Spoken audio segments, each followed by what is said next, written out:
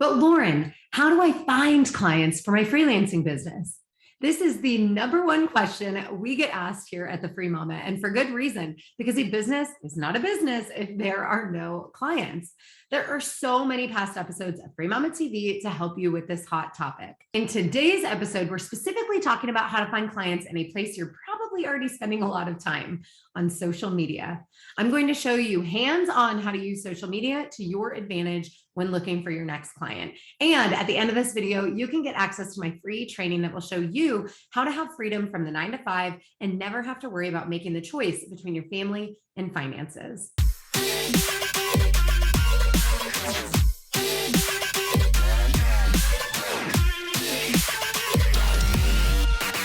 Hey there, I'm Lauren Golden here with a new episode of Free Mama TV, showing moms like you how to start and run a successful freelancing business from home. Subscribe to my channel and hit that bell to be notified when I post a new episode of Free Mama TV right here each and every Tuesday. The vast majority of adults spend a lot of time on social media, myself included. In fact, a quick Google search told me that in 2020, the average person spent nearly 2.5 hours every single day on it. I'd be surprised if that number isn't even higher this year. Since you're already on social for various reasons, why not also utilize it as a way of finding clients for your business? Let's flip the script on only using social media for mindless scrolling and consumption, and instead turn it into a productive use of your time to move your business forward. I'm going to show you several things you can do, but first, use the comment section down below this video to tell me if you have ever found a new client using social media. First and foremost, when you go onto social media for business purposes, be intentional about it. You're there to connect with people, not go down the rabbit hole of your friends' vacation pictures or creep the comment section on someone's controversial post. As entertaining as social media can be, and it was literally designed to be addictive, it's actually one of the best business resources for freelancers if you can have self-control and focus. All right, let's get started. Okay, first up, Facebook groups are amazing. I've met some of my best friends online inside of the Facebook group, and it's also brought me quite a bit of work to my own virtual business. When it comes to your freelancing business, Facebook groups are a goldmine of valuable information, observations, and potential clients. Make sure you're sitting down for these numbers I'm about to throw at you. There are literally hundreds of millions of Facebook groups, and 1.8 billion people use them every month. That's a lot. So when I say they're a gold mine, I mean it, but using them intentionally and wisely can be the difference between wasting your time scrolling, hoping to find something you're looking for, and making the most out of what they can actually offer you. All right, let me show you some tricks that you can use to quickly narrow down and filter a group's content. All groups have a search feature. This little magnifying glass is the best tool you can use to be productive and efficient when using Facebook groups. When you click it, you start by entering a keyword or keywords. Don't get hung up on choosing the exact right word. Think about what your intention is in using this group. Are you looking to network, do market research, find someone looking for a freelancer in your niche? Start with your intention and determine your keywords from there. Let's do a search using Virtual Assistant. Your results will show you people, photos, and posts with those keywords. Now, you can start scrolling through your results from here, but I highly suggest you filter them even further using the menu on the left. The most recent filter can be useful if you want to participate in or observe a thread that's not too old.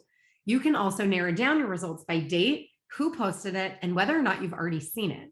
If you find that the keywords you started with aren't getting you what you wanted, you can add to or adjust them from this left side menu as well. Maybe you want to add the popular hashtag job op to see if there's anyone actively seeking a virtual assistant. Speaking of job ops, depending on the group you're in, you may see this hashtag pretty often. They tend to get a lot of responses, especially in the larger groups, but don't let that steer you away. Most of the responses will be, well, really lazy, to be honest. How can you stand out and provide value and get the poster's attention? I got you. I've got a video that can help you with that as well. Finally, a lesser known tip for you about job op posts. If you see one that interests you, but it's a couple weeks or even months old or even older, tag the poster in a comment and ask if they were able to find the help they needed. You never know what came from all the responses, and you could be the person that they're looking for. Now, once you find your people, it's time to focus on forming relationships through social selling. Social selling is becoming huge lately. It's kind of like the door-to-door sales, but it takes place inside the DMs or direct messages. Before we go any further, these are not those terrible, hey girl messages that you've gotten where someone is trying to sell you a scented candle, sign you up for coaching you don't want or need, or recruit you for their MLM team. Gross. Social selling is done on a one-to-one basis where you connect with someone in their DMs, network, and get to know each other, and then potentially form a business relationship. It's crucial that you go about social selling from a place of service and providing value to someone, not as a desperate means of automatically offering your services to anybody with a Pulse and credit card. As you're interacting in Facebook groups, you might hit it off with someone.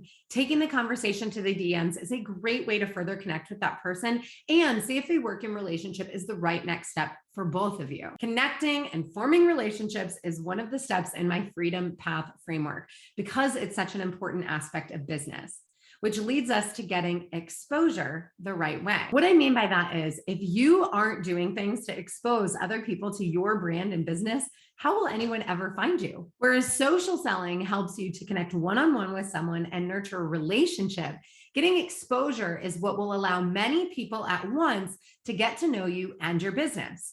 The more you interact in groups, show up consistently and genuinely, showcase your expertise by supporting others publicly, and talk about your business, the more reach you'll have. Now, I'm not suggesting that you have to become the next social influencer and post 5 times a day or anything like that. You don't need to be a social media guru to be known for what you do. I'm thinking of one of my students who is consistent in her efforts to be helpful, visible, and known for what she does. Recently, she told me that someone in a very large and active Facebook group was looking for a freelancer in her niche. Several of her peers tagged her in the comments and recommended her for the position. She wasn't hired by the original poster, but based on all the people who'd mentioned her in the comments, someone else reached out to her about her services and became a very profitable client for her. Needless to say, getting lots of exposure will pay off online. Okay, as you're using social media to find clients, there is one more thing that is extremely important. Optimize your profile. How often do you look someone up on Facebook or other platforms? We're humans, and most of us can't help being a little nosy after we see something interesting. I can almost guarantee you that when you're interacting online, people will go to your profile and check you out. So what do you want them to see? What impression do you want to make? Do not make the mistake of just locking down your profile completely so that no one other than your current friends can see anything. Business-wise, this doesn't create a great first impression either. Optimizing your social media profile is a very valuable use of your time and effort and can be the difference between a potential client wanting to start or continue a conversation with you or moving on quickly to someone else. You are in luck because I have a video on exactly how to do this. So make a spot in your schedule to follow these tips and get it done. So now you know some ways to use social media to find clients for your freelancing business. If you're interested in learning more about my freedom path to becoming a free mama who never has to choose between family and financial stability, then I've got a free training that will show you how. Be sure you click on the link down below this video and set aside some time in your schedule to invest in your future. Also, if you want to join a community of mamas just like you, I have a Facebook group where thousands of mamas come together for support and action-taking tips and motivation. If you liked today's video, please let me know by liking it below, subscribe and share it with your fellow mamas, and comment below with hashtag I am a free mama if you are ready to find clients on social media. Okay. Hey, Dash.